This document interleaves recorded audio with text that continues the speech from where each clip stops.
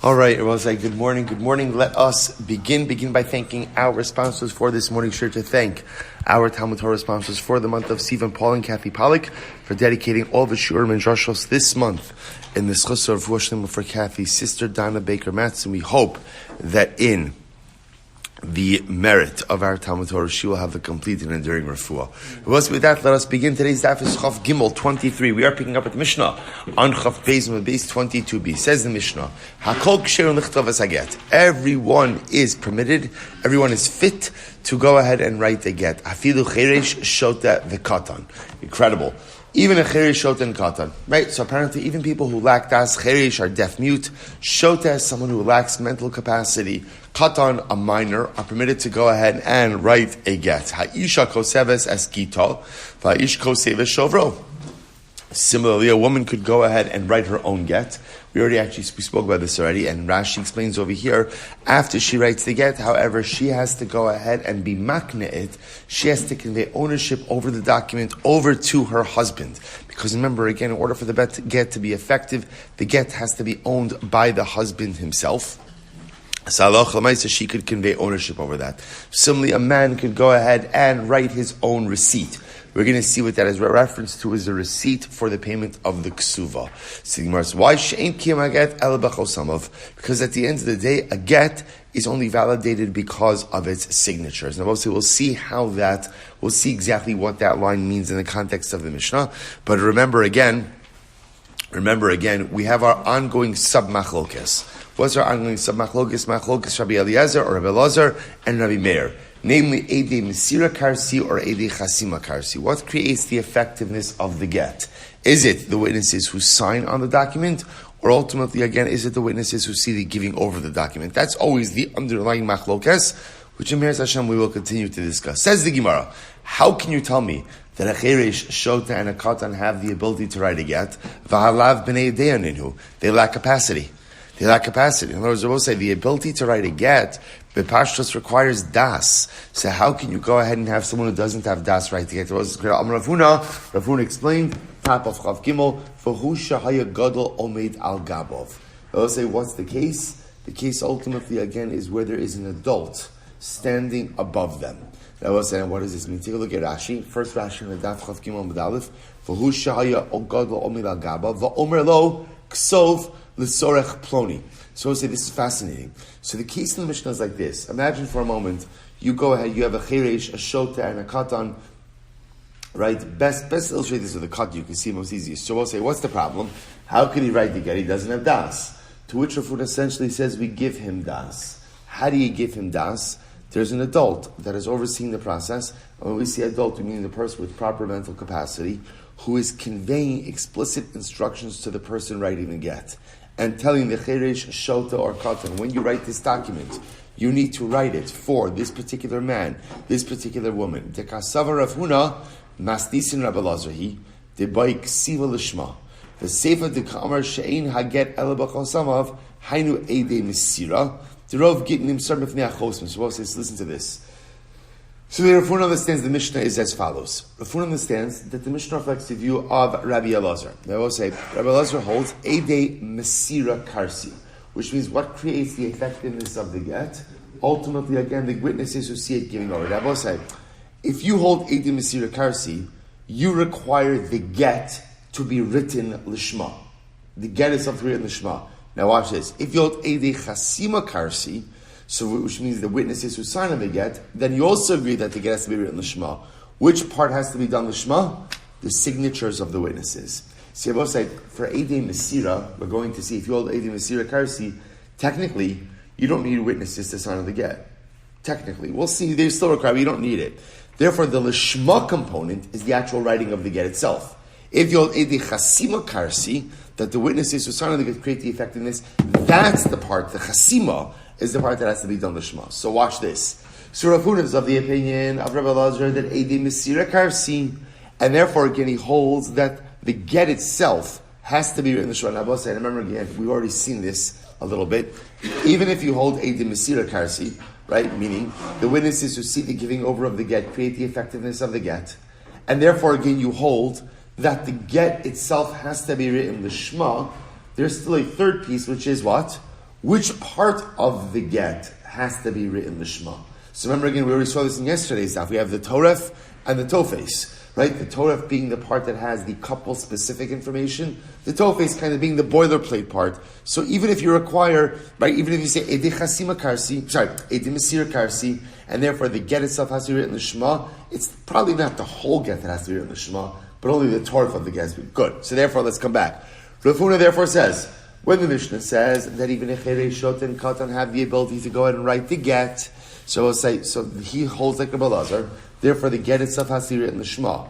If the get itself has to be written Lishma, how could these people write the get, the Cherei Shot and Katan? And the answer is, Gadol Omeid Al Gabov.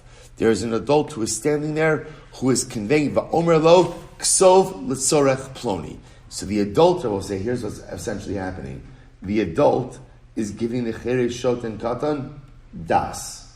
He's giving them the Das, which I will say is a fascinating idea, because throughout Shas, when we operate with the idea that a Cherei Shot and Katan don't have Das, we assume, I will say, that they don't have Das, and what? They can't acquire Das. I mean, the Katan will become a Gadol, right? Zeh Katan Gadol Yiyah, right? The Katan will become a Gadol, right? But Lamaisa, they can't.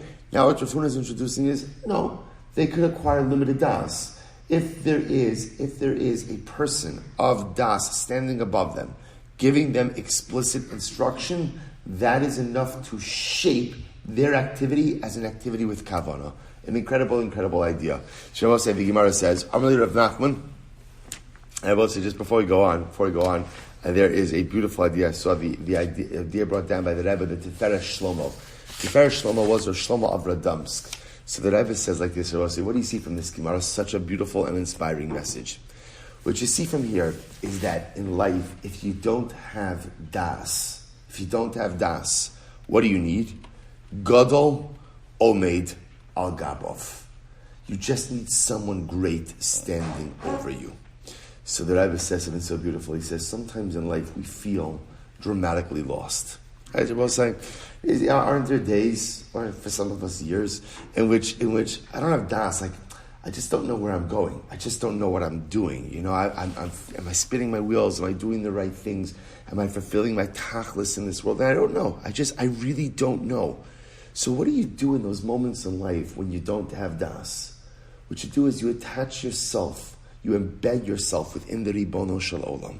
You attach yourself, say, Kadosh Baruch Hu, I don't have Das. You know what I need? Ribono Shel Olam, I need you to be my Gadol Omeid Al Gabov. I need you to be the source of Das, standing over me. And if I embed myself within you, then ultimately, again, I too will have the Das to make informed decisions and to lead a properly directed life. And I both say, we have this. In moments when we are more embedded and more connected with HaKadosh Baruch Hu, we have greater clarity. We just feel like we have a greater handle on what it is. So I both say, even if sometimes in life I am alav b'nei deya, even if sometimes I don't have Das, the way to acquire Das is ultimately connect with HaKadosh Baruch Hu, make him your Omeid Al Gabov. Incredible. So it says the Gemara, let's go right there. Amar Rav Nachman El Mi'ata, Ovid Kochav Yisrael Omeid Al Gabov, Hachanabi de Kasher. Okay, well, wow. Well, so you have to understand something. This is like a major Kiddush, right? Because now what you're saying about my whole life, my whole Shas life, which hasn't been all that long, right? We're only in Gittin, right? But my whole Shas life, I've always assumed that there are some people who don't have Das and won't have Das. Now what you're telling me is, I could take someone who doesn't have Das and what? Put an adult on top of them, and as long as the adult is conveying explicit Das himself, that's good enough for them. Well, if that's the case, let me use a Gentile. Let me use a guy, an Akum, right?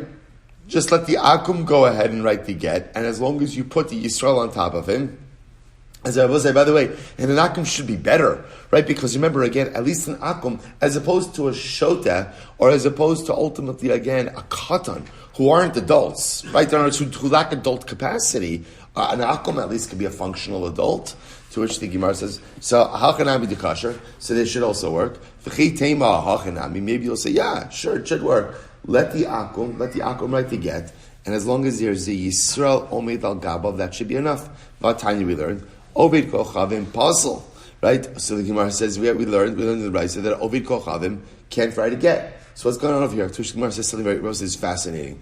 Here's the difference. Ovid Kochavim ledaite dinafshe Ovid. I will say this is incredible.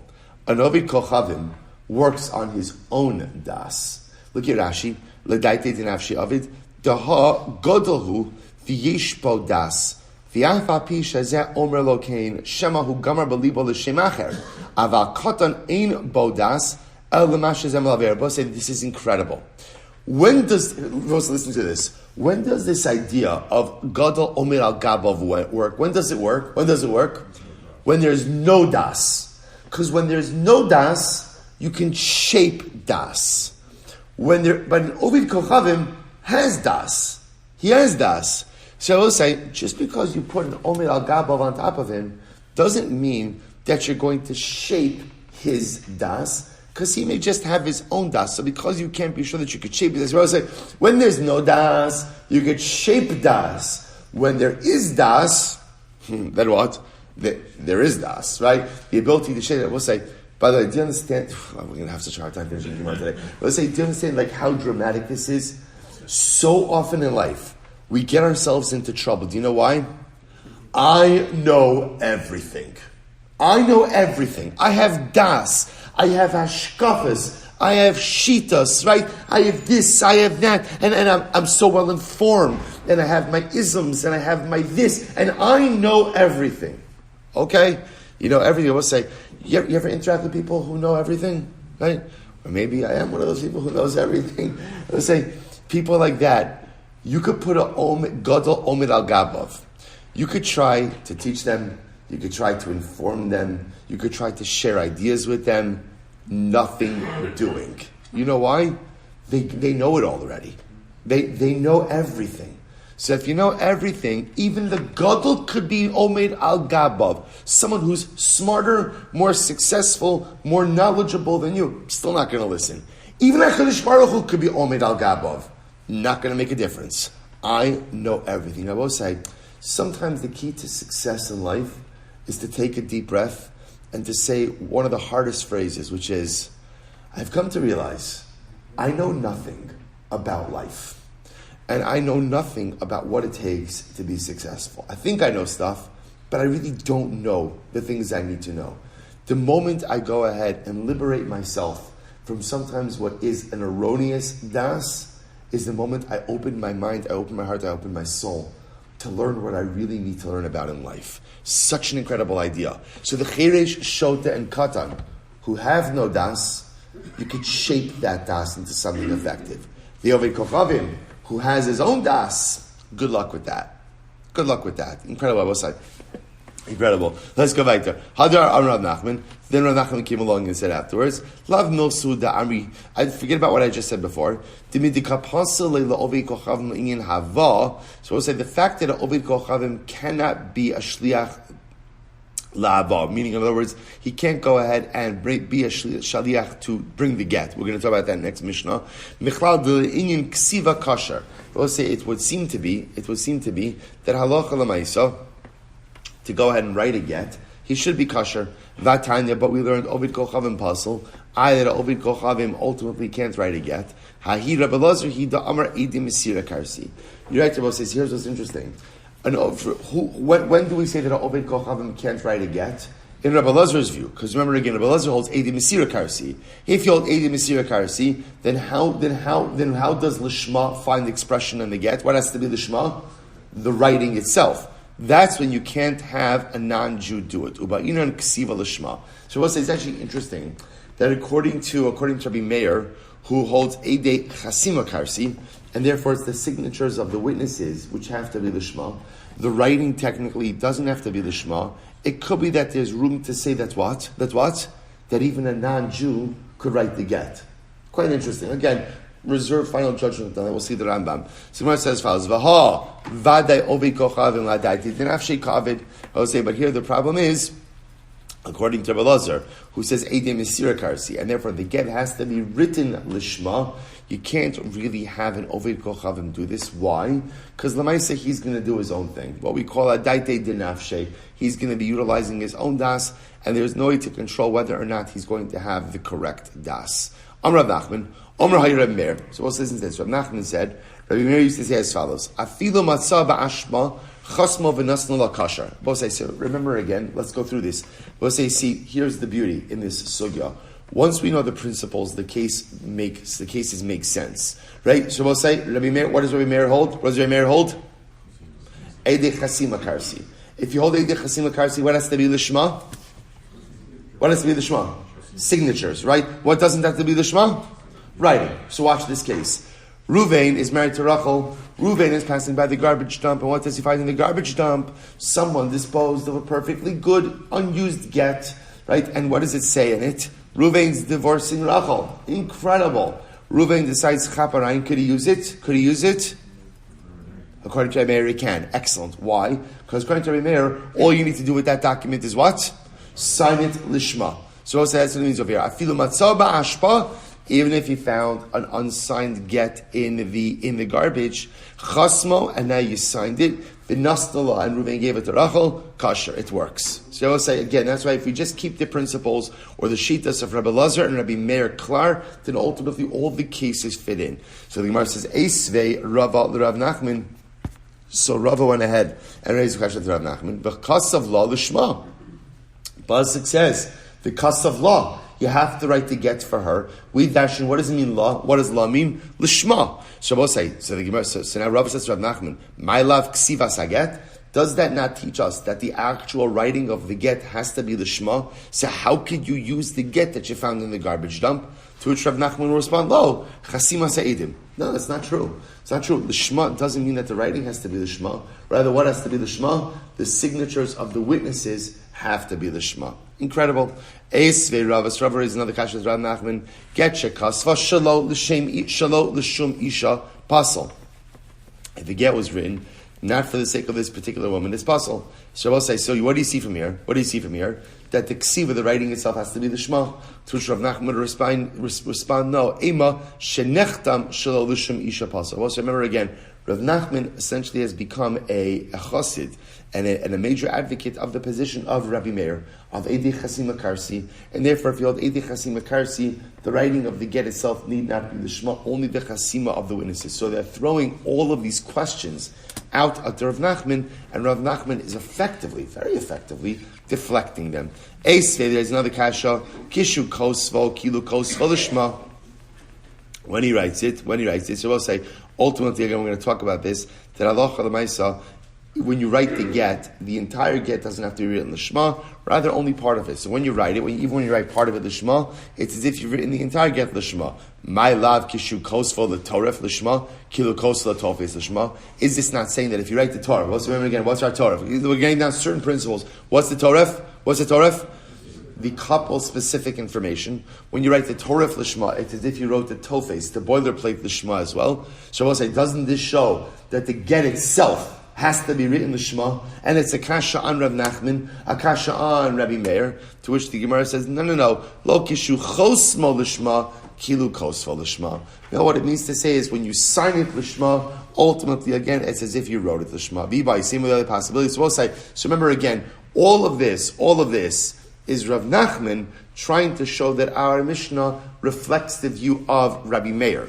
See, I will say, remember again, if you go with the idea that the Mishnah reflects the view of Rabbi Meir, I will say one more time, what does Rabbi Meir hold? Eidei Chasima Karsi. If Eidei Chasima Karsi, what has to be written l'shma? Signatures of the witnesses. What doesn't have to be written l'shma? The text of the get itself. I will say, now, if you do that, the world is such equilibrium. Why? Because now I understand the Mishnah. When the Mishnah says, "Hakol ksherim lichtov es haget, afilu chiresh shota v'katan," it makes sense. It makes sense. I don't really care who's writing the get. As long as it has the actual right information, it doesn't matter to me who's writing it. Why?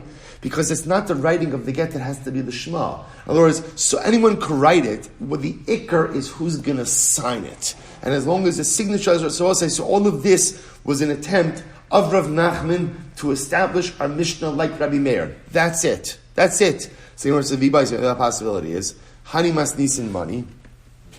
Rabbi Elazar he da'amar eidei mesira karsi. What's the other possibility? Ultimately, is that again these other opinions that quoted, the questions that were thrown, ultimately again at Rav Nachman, reflective of the view of Rabbi Elazar. Or Rav Mishnah will say all these other prices that were quoted were ultimately again reflective of the view of Rabbi Elazar, who holds eidei mesira karsi. Incredible. And I will say one more time: if you hold eidei mesira karsi, right, then what has to be written in the Shema? The get itself. The actual document itself has to be written in the Shema. Incredible. So Rabbi Yehuda Amar Shmuel. So Rabbi Yehuda says in the name of Shmuel, V'hu sheshir makam haTorah. So we'll say, so this is now another interpretation of our Mishnah. So first interpretation of our Mishnah was what Rabbi say, that halacha l'maisa, the Mishnah reflects the view of Rabbi Meir, Eidei Chasima Karsi, and therefore it's the signatures that have to be the Shema, and therefore the Mishnah is telling me because it's the signatures that have to be the Shema, pretty much anyone can write the get. That's anyone can write the get. Rabbi Yehuda Mashar says, well, no. V'hu sheshir makam haTorah. Oh, we'll say now. Watch this. So we'll say Rabbi Yehuda is saying like this. You could, when the Mishnah says that you could have a cheresh, shota, and katan write the get. You can. What part of the get could they write? We'll say what part of the get? The toface, the boilerplate part. In other words, the pro forma part of the document they could do, not a problem, because that doesn't have to, but what do they need to do? They need to leave over or leave blank the toface, right? Which is the couple specific part, because even according to Rabbi Elazar, who says Eidei mesira karsi, and therefore the get has to be written in the Shema, lav dafka, it's the whole get, right? But it's the couple specific part of the get that has to be written in the Shema.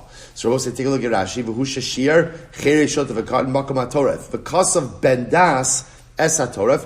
V'lo boilo ukma b'shegadol omed al gabav. So we'll say, here's the whole chap. You could go ahead and dispense with this whole Rav Huna idea that there's a gadol who's standing there. Leave us say you don't need the gadol. Rather, the case of the Mishnah could simply be that when we say that a cherei shot and katan could go ahead and write a get, they're writing the boiler part of the get, which doesn't require das. The part of the get that requires das ultimately again is the toface.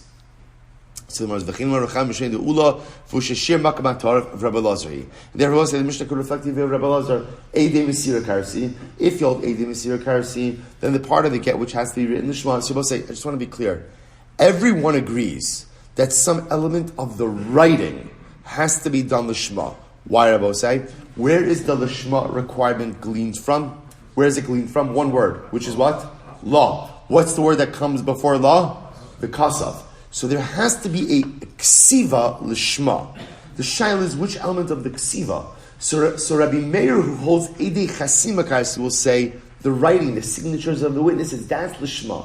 Rabbi Elazar, who ultimately doesn't require the get to be signed, rather he just requires it to be handed over in front of witnesses, holds that the part of the writing that has to be done the Shema, ultimately again is going to be the actual writing of the get. Now what we're saying is, though even in the writing of the get, it need not be the entire get, it just has to be the Torah, the couple specific information. Rabbi Yochanan ain't a Torah. So it's Rabbi Zika. Okay, so it says here we have Rabbi Hussein name Shmuel interpreting our Mishnah, that our Mishnah that says that a cherei shot and katan could write a get is talking about, again, according to Rabbi Elazar, Eidei mesira karsi, but halacha l'maisa they can write the toface, the boiler part plate, not the Torah. Rabbi Zrika heard Rabbi Zrika saying Rabbi Yochanan in the Torah. I will say in the Torah sounds like a pretty strong statement that is saying what you just said is not Torah. Right? That's like the pinnacle of Talmudic trash talk, right? That's not Torah, right? That's not either. What is that? Right? It's not Torah. So we'll say, what does that mean? My ain't a Torah. What does that mean when he says it's not Torah? On Rabbi Abba, kan hodiacho she'ein koach l'shma. So we'll say, here's the problem. Take a look at Rashi. Kan hodiacho b'mishnosenu shezuzlu b'ksivas Gittin hodiacha she'ein shum koach l'shma b'ksiva ela b'chasima. See, I was saying, the issue that Rabbi Zrika seemed to have is that if you allow a person without das to write any part of the get, essentially what you do is you erode the entire standard of ksiva l'shma in a get. Because also, you know how this is going to work. Essentially, what's going to end up happening is, once you allow a cheresh, shot, and katan to write any part of the get, it's only a matter of time until they end up writing other parts of the get that they should not. But in a Torah means, what you're doing is, you're degrading the need for the shema, which is a biblical obligation. You're degrading that need by allowing these individuals to write. Rabbi Meir da Amar Ede Chasima Karsi. But we just said before that it reflects the Rabbi Lazar, to which the Gemara says, Amarayim ninu valibud Rabbi Yochanan. Okay, so Machlokes Amarayim ultimately in the Shidya of Rabbi Yochanan. So I will say, so bottom line, just so you could continue to see, we see the pattern, that what ends up happening over here is that halacha l'maisa, this ongoing Machlokes Rabbi Elazar and Rabbi Meir, about how do you create an effective get. Is it like Rabbi Elazar says, Eidei Mesira Karsi, and therefore the get itself has to be written Lishma? Is it Rabbi Meir, Eidei Chasima Karsi, the signatures have to be Lishma, but ultimately, again, the actual writing of the document does not? That is the ongoing Machlokes as well. So what you begin to see is how this shapes everything around. So we'll say, so I'll just mention to you very quickly, just because of time, the Rambam writes over here in Hilchos Gerushin, Perek Gimel, Hakol Ksherim Lichtov Es Haget. Everyone is permitted to write a get, Chutz Michamisha, except for 5 people. Who are they? Akum, Eved, Cheresh, Shota, Katan. So the Rambam Pask is not like the Mishnah, namely they can't go ahead and write a get. Now I will say, now watch this. He says, V'lamein Kosri Elo Chamisha. Why ultimately, again, can't these 5 people write a get?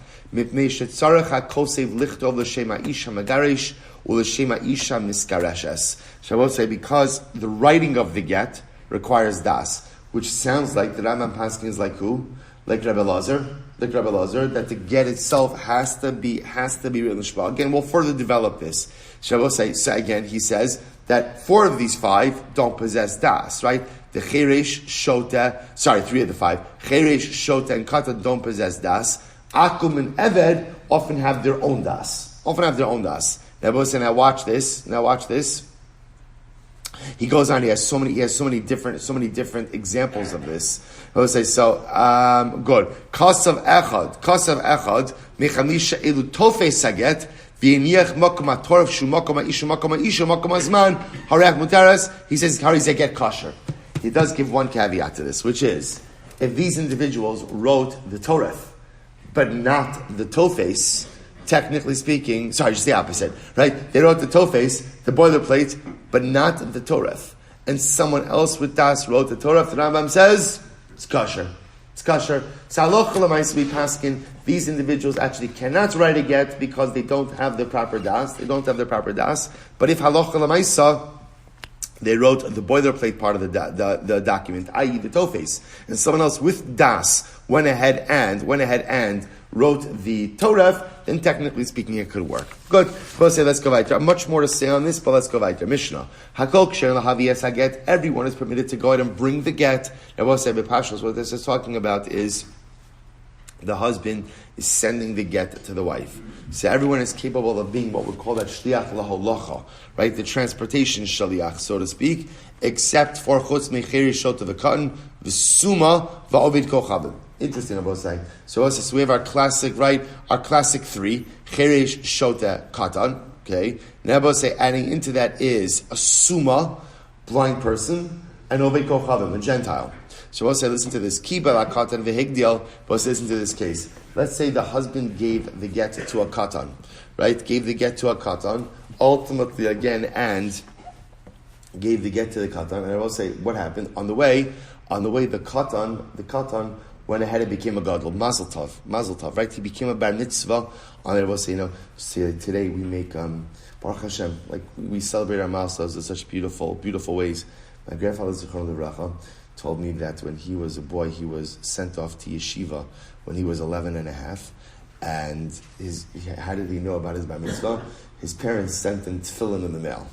That was his, right? He received his tefillin in the mail. He celebrated his bar mitzvah. He became bar mitzvah in yeshiva. That was it. He started putting on tefillin. And ultimately, again, realized it's just so interesting, talk about becoming a bar mitzvah on the way. So I'll say, so what happened? So ultimately, again, let's say the husband gives the katan a get, and the katan becomes a gadol while transporting the get. So we'll say, what's talacha? So v'higdil, cheresh v'nispakach. Similarly, again, we'll say, let's say the husband gives the get to the cheresh, and Baruch Hashem, he becomes healed on the way to delivering the get. Suma v'nispatach, or a person was blind, and then Baruch Hashem, now they could see, right? So shota v'nishtapa, or a person was insane, and then they become sane. Ovid kocham v'nisgayer, I'll say, or he gave it to an akum, and then the akum converted. He was inspired by the whole get process. Right? So I'll say, so in other words, what's happening over here is, the husband gave the get to someone who can't serve as a shaliach. But then, in the course of the shlichus, the person became fit. So what's talacha? Pasal. Doesn't work at all. So which again is intuitive, because lemaise again, shlichus only works if at the time that it is begun, at the time that it started, ultimately again you're giving it to someone who could serve as the shach. The fact that the person morphs into it does not make it a valid shlichus. Aval pikech v'nischarish v'chazer v'nispakach. But let's listen to this. Let's say somebody was normal, so to speak, then they became deaf mute. But right, so husband gave the get to the guy when he was a pikeach. Then he becomes a cherish. But then Baruch Hashem is healed. Right? Or pasuach v'nistama v'chazer v'nispatach. Or a person had sight, then became blind. Right? And I will say the get was given to him when he had sight. Then he became blind. Then he regained his sight. Or shafoy v'nishtata v'chazer v'nishtapa. Or he gave it to a sane guy. Guy became insane, and then he regained his sanity. Kasher.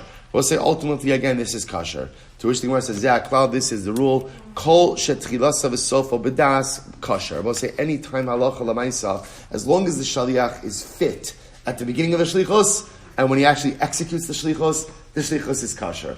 Even if there's some type of interruption in his kashrus state over the duration, it doesn't compromise his ability to be a kasher shliach. Very interesting. Says the Gemara. So bishlam echere shota v'katan dela b'nei dieninhu. I understand why a echere shota and katan can't be a shaliach. They lack capacity.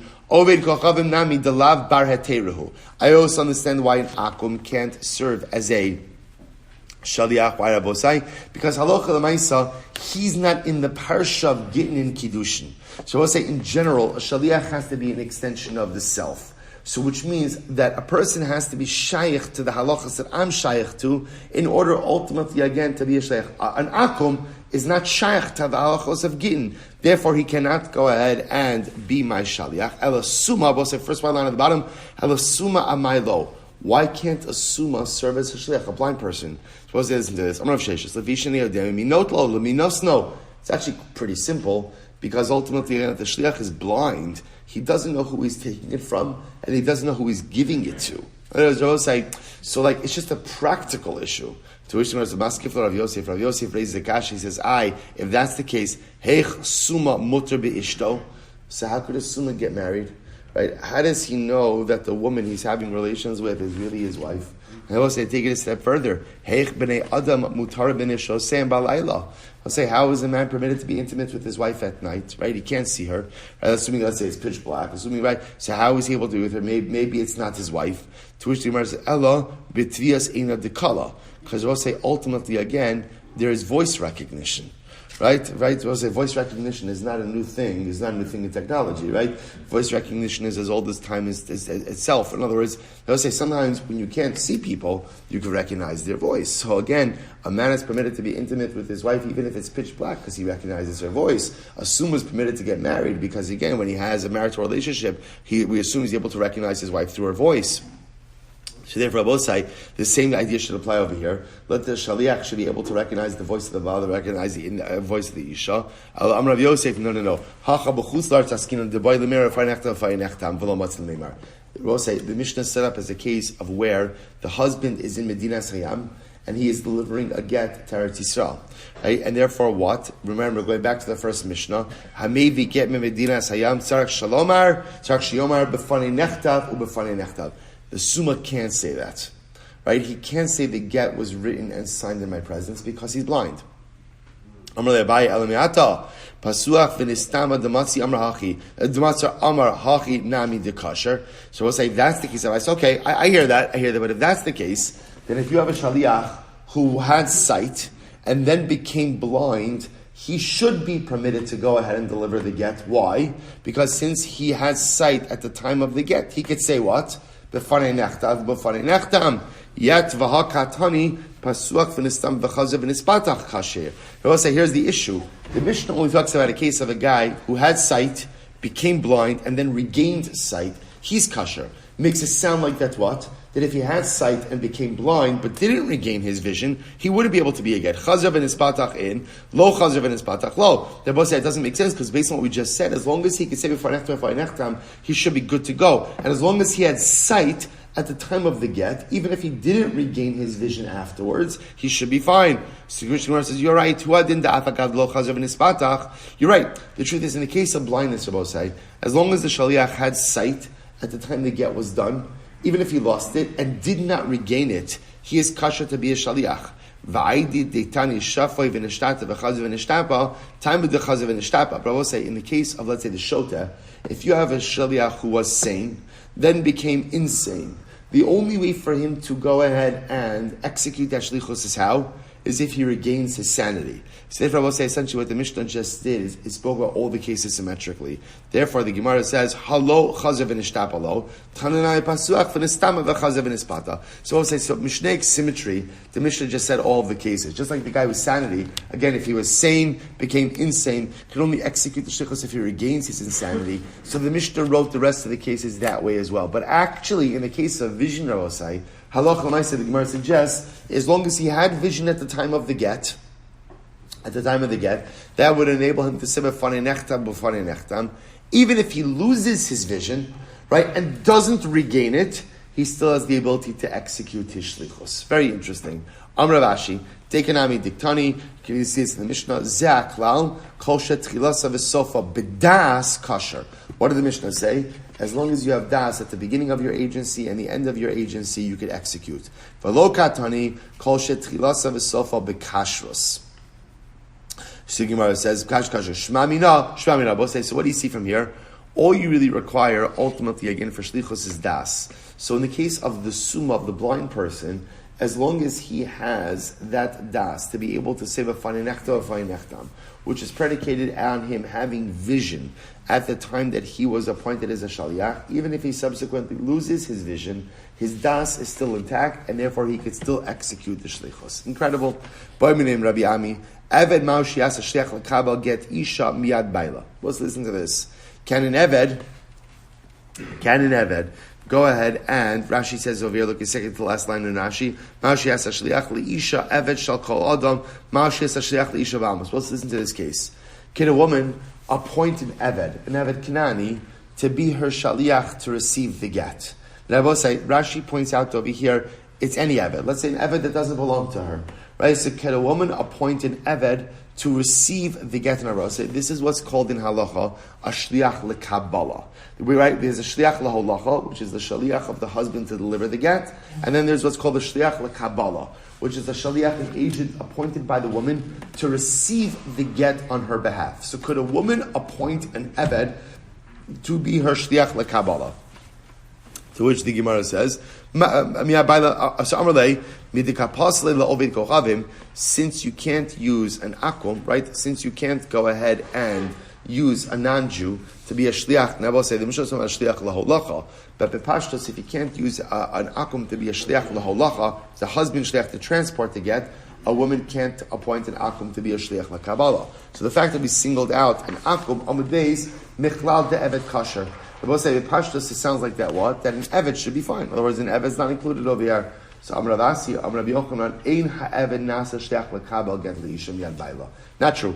An Eved cannot be a shaliach for a woman to go ahead and receive the get from her husband. Why not? Lefi she'ena b'toras Gittin v'kiddushin. Because we both say an Eved is not the pashtus. Here we both say what you begin to see is as follows. What is shliach? What is shlichus? Right, shlichus, Rabbi say, essentially says, you could appoint someone to be an extension of you. That's shlichus. When we always say, remember again, how do Chazal speak about shlichus? What's the primary term when it comes to shlichus? Shlucho shal adam kimoso. My shaliach is like me. Well, in order for my shaliach to be like me, he has to what? Be like me. So in other words, or at least on a halachic level, and I will say, now he doesn't have to be a mirror image of me. For example, I could very often appoint a woman to be a shaliach, even though again a woman is not a mirror halachically, right? In other words, I've shown but again, a Jewish man are within the same parsha of mitzvos. An Eved, on the other hand, I will say, ultimately, again, he's literally not in the parsha. Right? He's just not subject to these laws. So because he's not subject to these laws, he can't be my extension in the execution or fulfillment of these laws. Incredible. So the Gemara says, Taima b'milsei delese. So the reason, let me get this straight. So the reason the Eved can't be the woman's shaliach, or anyone shaliach for that matter, is because he's not in the parsha. Which sounds like, therefore, what? Anything, any mitzvah for which that someone is obligated in or can fulfill, they can be a shaliach in that matter. Right? That's the logical argument. I can't appoint an Eved, right? The woman can't appoint an Eved to receive her get. Why not? Because he's not in the parsha, right? He's not in the framework of Gittin and Kiddushin. Okay, so based on that, anything that someone else is in the framework for, anything that someone else is in the framework, right? Ultimately, they can't serve as a shaliach. To which the Gemara says, "Vaha oved kochavim." Listen to this. Vaha oved kochavim, vaha kusi. This b'toras truma denafshayil. This is fascinating. What happens if you have an oved kochavim or a kusi who ultimately again separate truma? We'll say, listen to this. This nan ha'oved kochavim va'kusi shetarmo mishalahem. If an oved kochavim or a kusi decide to take off their produce and dedicate it as truma, now both say, now just understand what's happening over here. This is talking about an oved kochavim or a kusi who own land in Eretz Yisrael. And I will say, what do? They go ahead and they separate out Trumas and Maestros. So I will say, what's the halacha? Trumas and Truma. Truma's good. Wild. And I will say, Rashi points out that it's not such a chiddush because at the end of the day we paskin that Gentile ownership over land in Eretz Yisrael does not remove the kedusha of the land. I will say, by the way, I just want to point out, for Shemitah purposes, this is the big machlokas, one of the big points of contention by Heter Mechira. Right? You will say, what does Heter Mechira do? Heter Mechira takes Jewish-owned land and sells it to non-Jews. Well, that presupposes that Eretz Yisrael land owned by a Gentile no longer has Kedushas Eretz Yisrael. Well, that's a machlokas. So as I just want to point out, so some of the opposition to Heter Mechira comes dafka from this particular point. Just an interesting idea. In any event, so we'll say, so the Gemara says like this, so an Ovid Kochavim or a Kusi who go ahead and separate out Truma from their produce in Eretz Yisrael, it's a valid separation. Utan, yet we learned, Ovid Kochavim Shetarim Shal Yisrael Afilu Bershus Ein Truma Sa Truma. It also we learned that if a Jew appointed a Shaliach, alright, a non-Jew, an Akum, to separate out Truma from his land, ultimately again, even though the Yisrael is appointing him, the Shlichus does not work. Why not? My taima, la mishum dichsiv atem, or gam atem, ma'atem Yisrael, av shluchachem Yisrael. We'll say the pasuk says gam atem also. You darshan from there, that's what? That you could separate out your truma, or someone like you could separate out your truma, i.e., another Jew. Now we'll say, now again, what do we just see over here? This is problematic. Why? What did we say? A woman can't appoint an Eved to receive her get. Why not? Because an Eved is not in the parsha of Gittin and Kiddushin. Based on that, you could serve as Shaliach for anything for which you are in the parsha. Well, I will say, is an Akum in the parsha of Truma? Is he in the parsha of Truma? Yeah, interestingly enough, why? Because if he owns land in Eretz Yisrael and he decides to separate out Truma, he can do so. Yet, he cannot be even an appointed Shaliach for Yisrael to go ahead and do so. Amr Rabbi lo ma'atem b'nei bris, af shluchachem b'nei bris. No, I'll say it's different by Truma, because Gam Atem teaches me that just as ultimately again, ma'atem b'nei bris, just as ultimately again, you have come into the mitzvah of circumcision, bris milah, so too again your Shaliach has to be b'nei bris as well. All right, interesting. So we'll say, so what you begin to see is, generally, the rule is, in order for you to appoint a Shaliach, your Shaliach has to be in the same parsha as you. Except, I will say, there are cases where there's an exception to that rule as well. In other words, that's the rule. But there's also exceptions. For example, by Truma, you have a specific scriptural exclusion that ultimately, again, will prevent an Akum from becoming my Shaliach for Truma separation. Okay, Amar Chavar Amar Yochanan, Eina Eved Nasa Shnech Lekabel Get Miad Baila, Lefi Sheina B'Torah's Gittin Kiddushin. So we'll say same idea over here. All right, an Eved cannot become an Eved Kanani, cannot become a shaliach for the wife to receive her get from her husband. Why? Because he's not in the parsha. Lefi she'ena b'taras gittin v'kiddushin. So we'll say, it's, interestingly enough, it's not as much a scriptural exclusion as much as it is a logical exclusion. Shlucho shel adam kimoso. Mashaliach is an extension of me. In order for Mashaliach to be an extension, at the end of the day, he has to be in the same parsha as I am. A Eved is not in the parsha of gittin v'kiddushin. Therefore, again, a woman cannot appoint him to be the shaliach. So we'll say, v'afal pi sheshanim. Listen to this. Even though we learned Hareat Shifcha Uvladech Ben Chorin. So this is actually a fascinating case. Let's say a man owns an Amma Ivriya, right? He owns a maidservant.